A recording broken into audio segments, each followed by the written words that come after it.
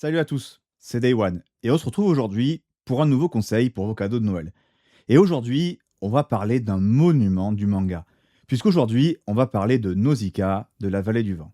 Et oui, pour ceux qui ne savaient pas, Nausicaa, en plus d'être un chef-d'œuvre de l'animation, c'est aussi un chef-d'œuvre du manga. Et oui, le manga est aussi écrit par Hayao Miyazaki, et pour ceux qui n'auraient pas la rêve, parce qu'il doit y en avoir, il a pondu ces films-là.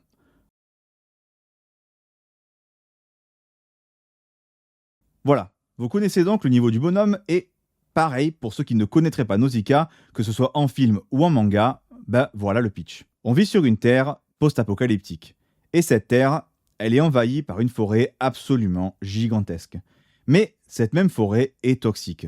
Et nous, on va suivre Nausicaa, princesse et héritière de la vallée du vent, un des rares royaumes pacifiques.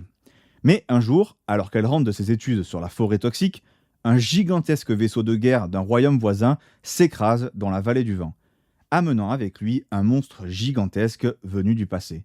La guerre arrive donc à la vallée du vent et risque de s'étendre sur tout le continent. Et c'est dispo en 7 tomes chez Glénat. Bon, déjà, déjà, pour ceux qui auraient vu le film et l'ont adoré, je vais être clair dès le début. Jetez-vous sur ce manga. Ce n'est pas qu'une adaptation, bien au contraire. Le film ne parle en fait que d'une partie de l'intrigue du manga. Grosso modo, si je devais estimer, l'intrigue du film s'arrête environ au tome 2. Les 5 autres tomes, c'est la suite de l'intrigue, et je peux vous garantir que, bordel, c'est pas du remplissage, bien au contraire. L'intrigue est ultra dense et super intéressante, genre vraiment. C'est assez hallucinant que Miyazaki, en fait, nous montre tout un univers de science-fiction post-apo absolument hallucinant, rempli de qualités absolument indéniables, à commencer par le lore qui est hyper fourni, rempli de cités plus intéressantes les unes que les autres, rempli de castes de personnages qui occupent tous une part importante dans cet univers, tout l'aspect écologique et world building qui va autour et qui est rempli de secrets et rempli de découvertes et parfaitement utilisé. En fait, tout s'imbrique absolument parfaitement pour créer ce qui est, selon moi, un des meilleurs univers de fiction. Ça serait donc dommage de passer à côté, puisque Miyazaki ne fait que l'effleurer dans son film qui, au passage, est un chef-d'œuvre, évidemment, mais comme je vous l'ai dit, le manga va encore plus loin. Par contre, préparez-vous à embarquer dans une véritable odyssée dense et riche sur ces différentes thématiques, mais surtout remplie de très bons personnages qui ont tous leur rôle à jouer.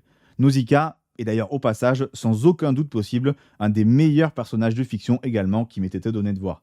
Mais ici, pas réellement de méchants et de gentils. Ici, on est sur des personnages nuancés, chacun avec leurs objectifs, plus ou moins égoïstes, et qui vont tenter de les atteindre. Et au milieu de ça, Nausicaa qui représente une forme de paix, on va dire, qui va se battre contre le monde pour essayer de lui faire entendre raison. Tout ça dans un univers qui est à la fois à mi-chemin, en fait, en gros, entre poésie magnifique et horreur macabre. Une véritable fable à l'entraide, à la bienveillance et à notre planète. Le tout sur un ton très lourd qui aborde des sujets très graves et surtout des sujets importants de manière frontale et sans détour, avec des dessins très durs dans leurs traits et très détaillés pour dépeindre cet univers magnifique qui personnellement n'a jamais cessé de m'émerveiller. Je le conseille vraiment à tout le monde, pour les fans de manga, mais ceux aussi qui n'en ont jamais lu. Ici, vous allez vraiment pas être déçus.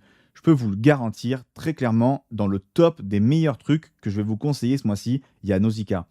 Encore un beau cadeau à mettre sous le sapin. Cependant, je tiens à préciser que ça reste un seinen, donc je le conseille pas pour des enfants.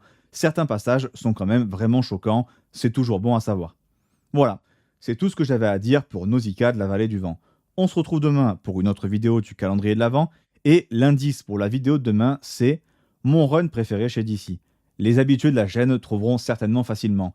Sur ce, c'était Day One, et à la prochaine.